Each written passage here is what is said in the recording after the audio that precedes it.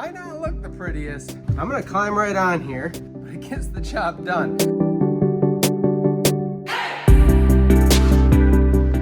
This is a sticking point on almost every boat that we do, so chances are you're gonna come across this and need some help.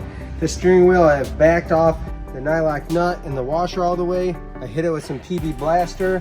Not a bad idea to let it sit for a while, maybe even overnight. You can pull on it, but it's not moving. So I'm gonna take a rubber or high density plastic mallet. I'm gonna climb right on here and I'm gonna put some pressure behind the steering wheel to help push it out. And then tap. Might not look the prettiest, but it gets the job done. Use plastic so you don't beat up the threads on your steering system.